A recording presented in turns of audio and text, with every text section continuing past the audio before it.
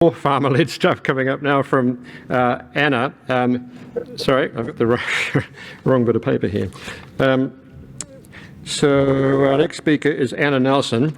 She's from King Country, and she runs a farm, 1,400 hectares. Sorry? We'll just move on. We'll just move on with that? Okay. She is a coordinator for King Country River Care. Please welcome Anna. Thank you.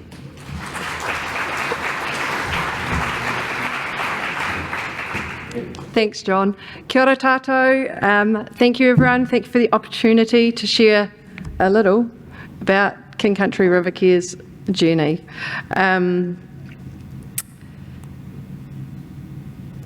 Back in 2016, we had a group of farmers in the King Country, a small group, and they were really worried about Waikato Regional Council's proposed Plan Change 1. They called for a public meeting, and there was a bit of discussion about what could we do. This does show where King Country River Care is located too. This also shows why we're really different to the rest of the Waikato. So I don't know how well you can see, but the little the map on the left, the light colours show high erosion. The middle one shows that we're quite hilly, and the other side shows that there's quite a bit of indigenous vegetation. So that's a real snapshot of what the King Country looks like. Plan Change 1 was above us. It was in the Waipa and Waikato rivers, but there was a concern that it would be rolled out over our area as well.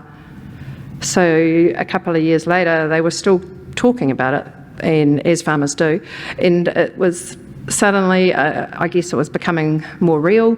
So 2018, this group of farmers got hold of their friends and a few neighbours and just said, let's form an incorporated society, let's employ someone and let's get some funding.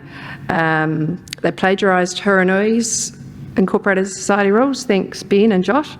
They employed me, lucky them, and they set me on a course of what I could do. This is, apologies, I know that Richard had beautiful diagrams and I got a bit panicked for time. So there's King Country River Care Committee.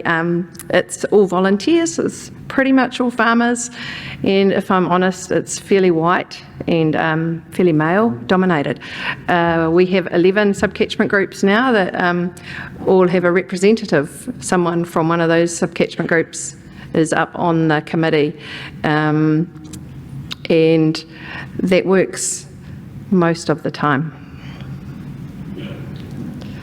They employed me to get the shit to happen, and we pay subs. Every farmer has a voluntary annual subscription which is paid to the King Country River Care Incorporated Society. The sub-catchment groups, it's fair to say, have variable amounts of enthusiasm and motivation, and it's directly related to that key person that leads them, and I think that'll ebb and flow with who we have there. We went out as I got started and did some community meetings. So we went to a whole lot of halls, and there was a bit of talk around Plan Change 1 and what that might mean. There was more talk around what could the opportunities of front-footing regulation, getting ahead, what could that look like? And I probably introduced a few King Country farmers mostly to sticky notes, and we did what are the great things that are already happening and what are the next steps, and that was the beginning of most of those guys had never had a facilitation effort with sticky notes before, but they're getting more used to it now. They asked me some really good questions back, and it was around what's the water quality, what are the issues for us, and can you tell us what will definitely work on our farms to make them better? So I'm a vet, my background, and I was like, and I had these farmers beside me, the committee, and we were like, yep, sorry. So I guess that was the beginning of our journey. There was a lot to learn, and it's fair to say we've learnt together along the way. My job was to come up with a 10-year strategic plan for them and to find some funding. And we did really well. 2020 was an excellent time to be on the search for funding. So I'm well aware that it hasn't been as easy for everyone in the room. And I've got some suggestions from Minister O'Connor actually on that. But for now, we were funded by MPI as Extension Services, and that was really around planning and learning and building understanding. And then we also were fortunate to get funding from Te Rurako later in 2020, and we really targeted that on farms, so it was fencing and planting. That was it, really. You had to do planting and you could do fencing with some of that money. And we tied those two together, so I think that was really important. You needed to have attended a couple of river care events, and you needed to have started your farm environment plan to be eligible to get some of the on-farm action funding. And that model is something that we're pretty proud of. It worked both ways, getting engagement from our landowners to do some farm planning or to learn about what was going on, and then actually doing the action on the farm. In reflection, it was about 1/3 learning and talking and perhaps monitoring, and 2/3 on farm is how we set that up. Key learnings, when the farmers talk about it, it's always that they paid someone to help out. They're volunteers and they can't do it all themselves. Committee structure, I don't know that we've got that totally right yet. Definitely think there's room for improvement, and how we integrated those systems, those funding systems, was really important. Kind of moving along our journey to more recent times, farm environment planning was really big for us. We came together as Catchments, and then we did farm planning workshops with Beef and Lamb New Zealand, and we did do workshopping and we did work together on these farm plans. And I think that was really valuable because we learnt from each other. As King Country River Care, we did up a template, and it was pretty basic. Common local issues with common local solutions, and it was in farmer language, definitely. Like it's not something that I'm really proud of to roll out too far, but it really helped people engage. Where they didn't know where to start, we gave them some ideas, and about half our farmers have begun. Not all of them have gone a long way, but they have started. Fair to say, in the last 12 months, that's been really hard work. Much less going on, and there's just a lot circulating. You'll be aware that has made it harder to do. Really important for us, as I said, farmers wanted to know what the issues were in their catchment locally, so we were lucky to be able to put some of that MPI money. This is for Minister O'Connor or his team. Some of that money went into water testing, and it was only quarterly, but for each of those 11 sub-catchment groups, they had 3 or 4 water quality testing sites and an eDNA site. And we're really careful because obviously one sample means nothing, but as you build a pitch over time, there are some trends emerging. And we got Mirren Watley, a fantastic freshwater ecologist, to help us, and she 1 minute. Yes, sorry. She was brilliant. Okay. The team that I've got around me, kia ora to Joe and Robin and Jackson, they're here. Finance team, we've got 3 coordinators. We're very much part-time and we're very seasonal. We work with farmers when they want us to. And actually, I go back and work on the farm when I need to, and that's through summer, and that works well. We've got GIS mapping just to help out with the 1 billion trees, and just recently a comms and PR person who's really important.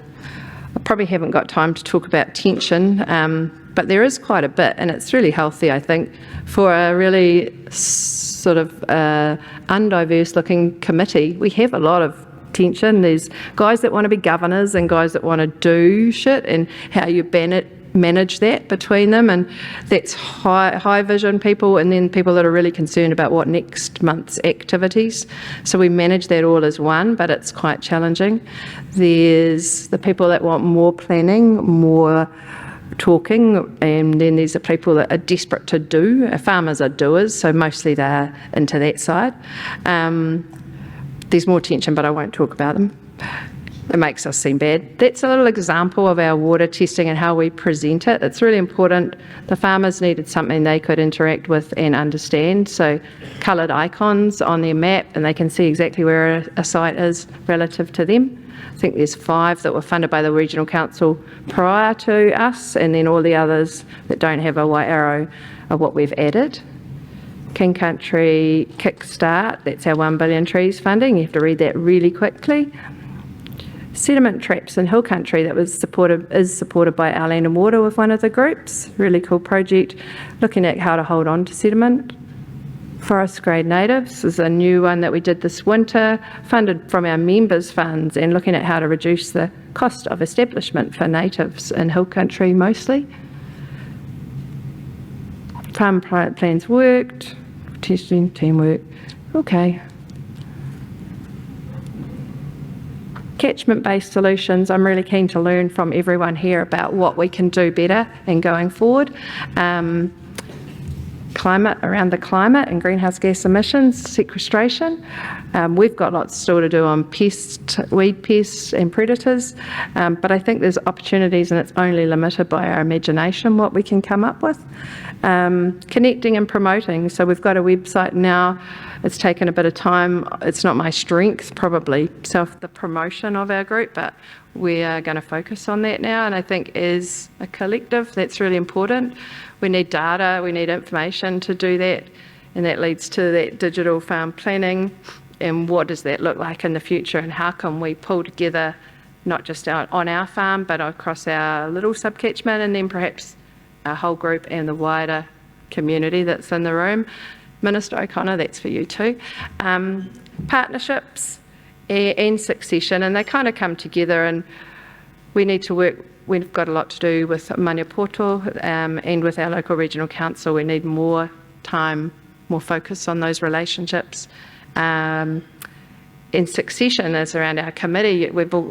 Committees are generally volunteers of busy people. How do you keep renewing that, refreshing it? Funding. I've got some feedback from Minister O'Connor, but that's good. We'll come to that. And our people like me. So I've been doing this for 3 years, and actually I'm not as imaginative as I was in the beginning. So, I think that's a real challenge for all of us. Is it a 3-year thing? Some of you have been doing it for your lifetime, and I know you'll carry on because you're amazing, but I'm not. And I'm like, okay, so where's the next, Anna? And that's interesting. That's something that I'm going to hopefully learn from a few of you today or over the next 2 days. In conclusion, I think we've got a lot of change. We know, every one of us in the room is feeling the change around variable climate, an increasing carbon price, and land use change. So our communities have got a lot going on. I think we're not even sure how the plan change 1 is going to play out. Like, that's 6 years later. Okay, I'm stopping. And I'm really proud. I'm really grateful to be here, to be able to do something, as George put it earlier, prepared to make a change in our time, and it's pretty cool to be part of something like that. So I'm looking forward to learning from all of you. Hey, thank you. Thank you, Anna. I'm sorry about the pressure of time. 15 minutes just goes so fast, especially when you're standing up here and you've got so much to say.